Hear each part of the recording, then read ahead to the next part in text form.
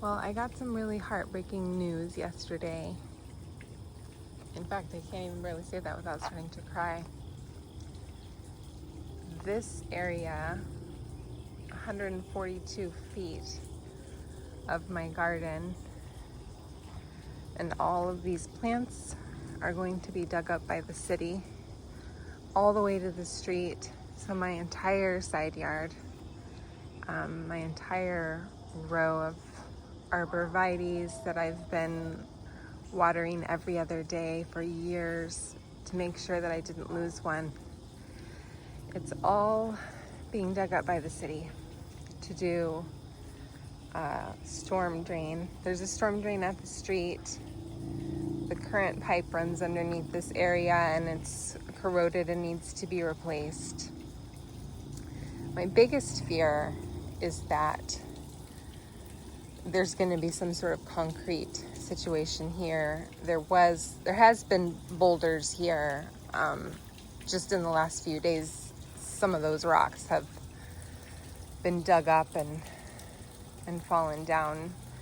But there's a house nearby where they just redid the storm drain, and the concrete monstrosity that is left is terrifying. So I'm hoping that's not going to happen, and I'm hoping we can somehow avoid that. But of course, the loss of all the plants is really tragic too.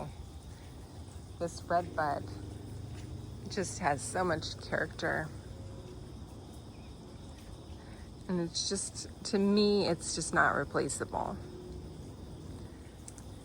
I made a list of all the plants to try to get reimbursed in some way, and it's a long list. And, one line of the list is like 13 hostas and 4 boxwoods, and so it's a long list. This is my climbing hydrangea.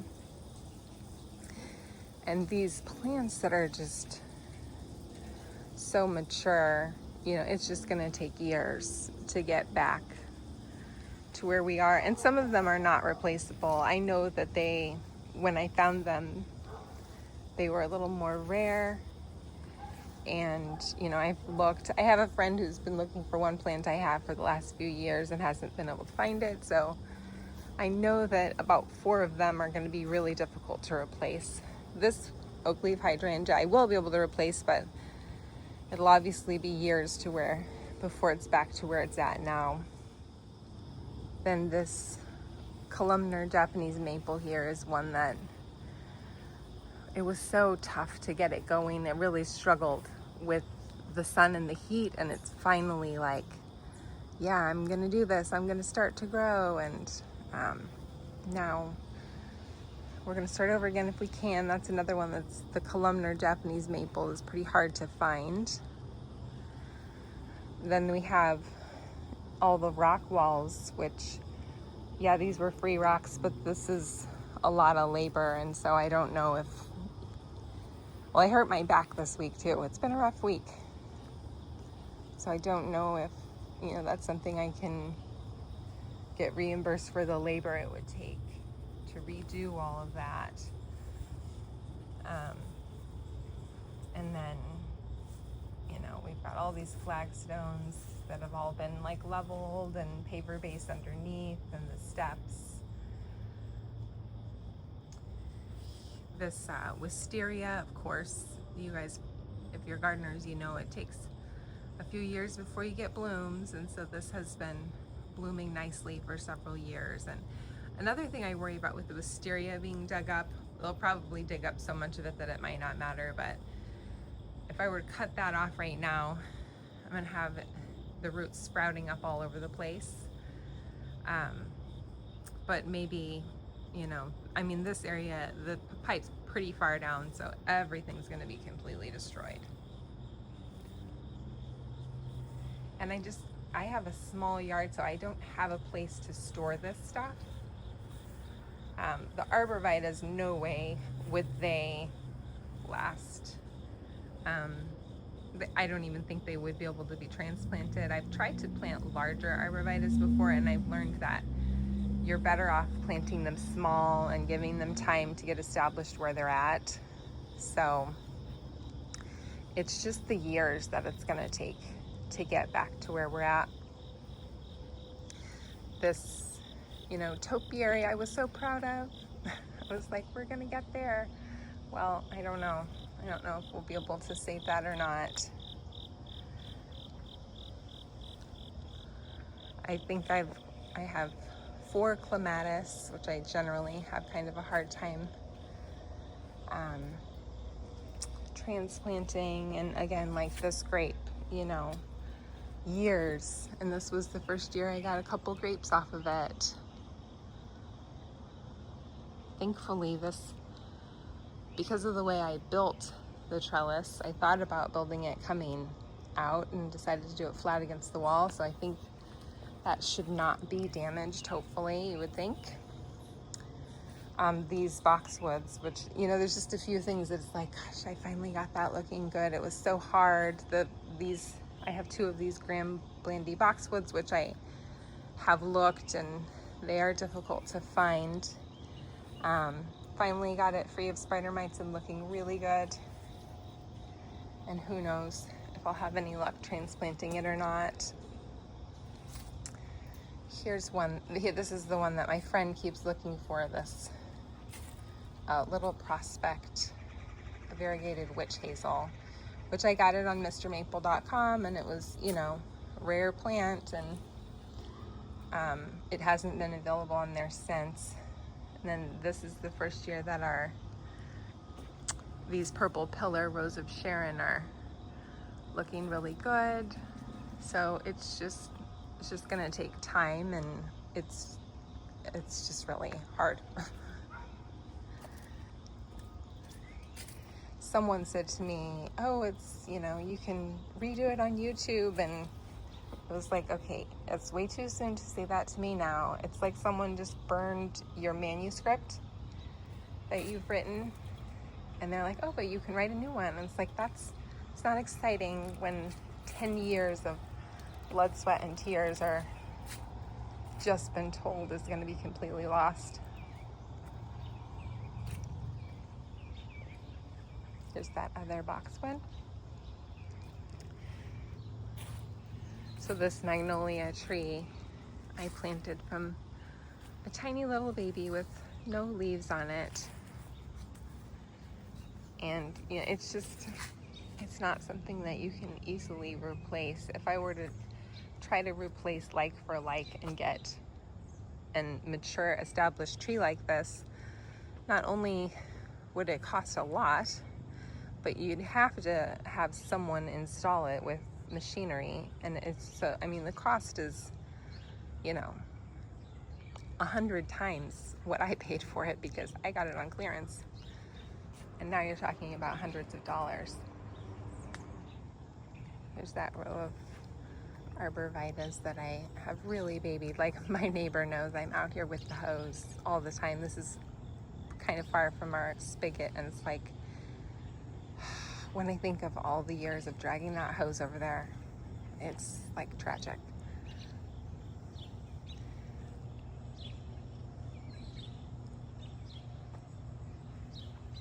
Finally got this sea green juniper to do exactly what I wanted, covering up that electric box.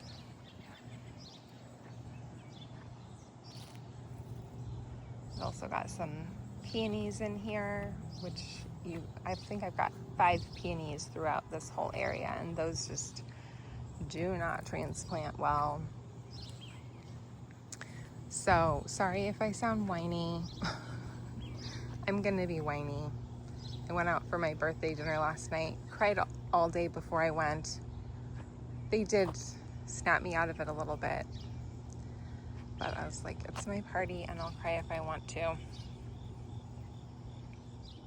I think one of the ironic things to me, I don't know if ironic's the right word, but frustrating things, is that the other side, if you recently saw my side garden refresh, there's nothing over there that's established. There's nothing that's super important. And even, there's there's maybe one tree that I would be bummed to lose on that side, but this is the side where the storm drain is. And I said, can you try to work around some things? And they said, nope, we're gonna dig it all up. So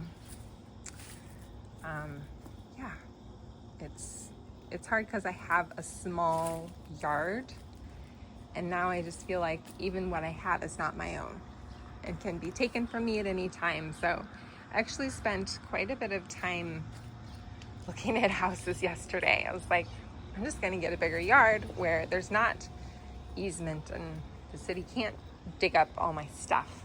So you can tell I'm fairly emotional about it right now. I'm still trying to process the situation and just like accept it. And every time I kind of think about it, I think of a new plant. I'm like, oh yeah, that one it was finally starting to look okay and it struggled so much. Gonna lose that one too. I made that list so that I could hopefully get reimbursed for some of these plants, but even the process of making the list was just painful for me. Oof.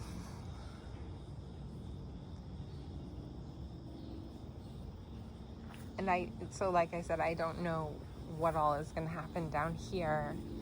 I've only listed plants to right here, but most likely some of this will get damaged too, which means another Japanese maple.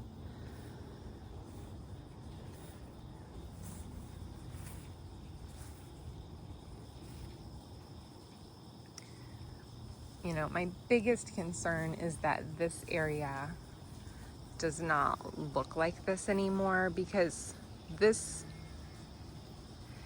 is where I stood when I said this is the house. And so if this area gets messed up, you know, to me that's a massive loss to the value of our home as far as ever reselling. So hopefully we can at least get something in writing that there's not going to be concrete here, that they will replace it as it was with boulders. That would be a little less tragic at least. I'm not kidding that I was online all last night looking at houses. It might not look like a lot of rock, but I keep asking myself, where would I store all of the rock while they're working on this for, who knows, weeks or months? It's a lot of rock all the way.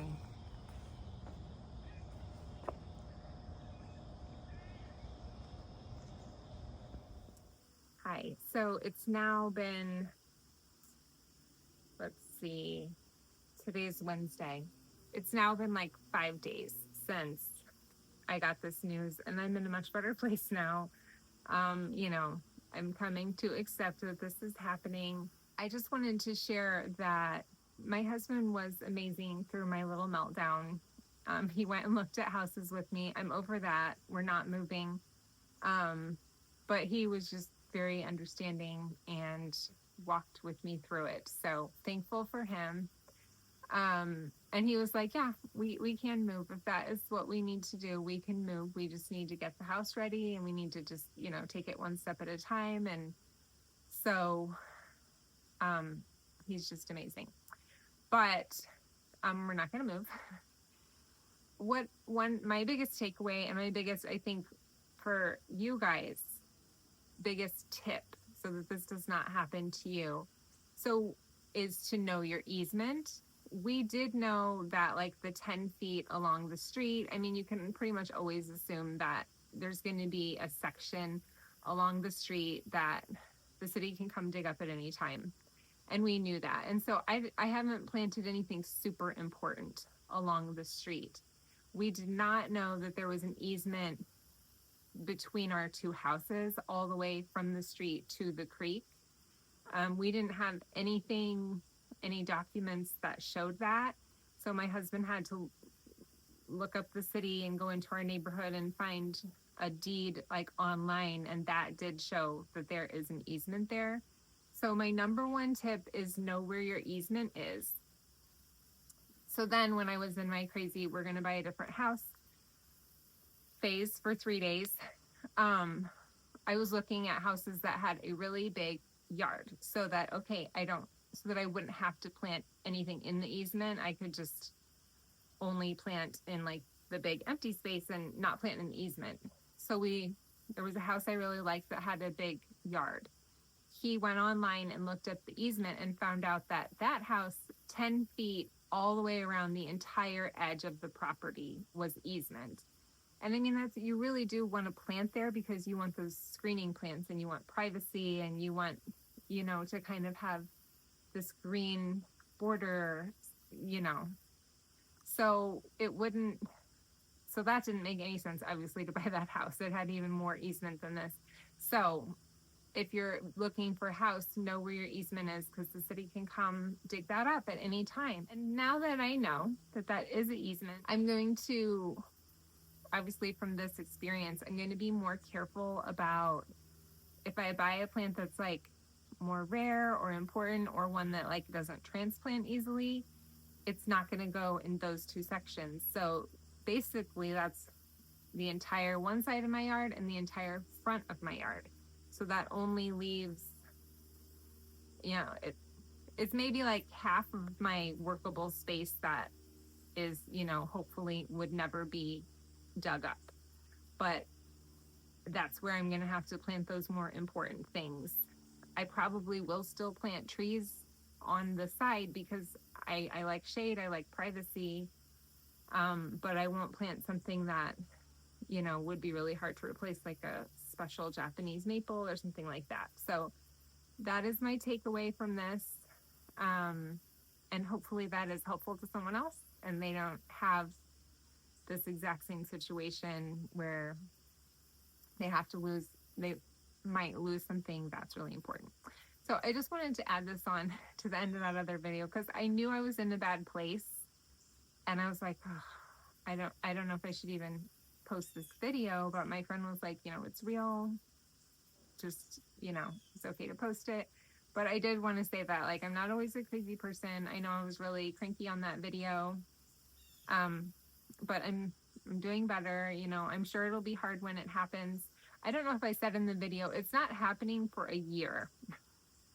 So that makes it a little tricky because, like, okay, am I not going to plant anything in that area? Like, I'm always planting and moving. So it's like an entire year of, a good portion of my yard I'm not going to, I guess, do anything with. That's kind of a bummer. Obviously, I don't want that area to look horrible for a year. So I'm going to continue to water, but every time I water, I'm going to be thinking it's all for nothing. So that's a little tricky. I kind of almost wish it was happening now so I could get it over with and get new plants in the ground and get them started. But there's no date. It's like it'll be at least a year. So that's where we're at with that. I guess God's giving me an entire year to process this. But I just wanted to let you know that I am okay and everything's going to be fine. It's not the end of the world. I have had children in the hospital. I have dealt with worse things than this, and this will be okay.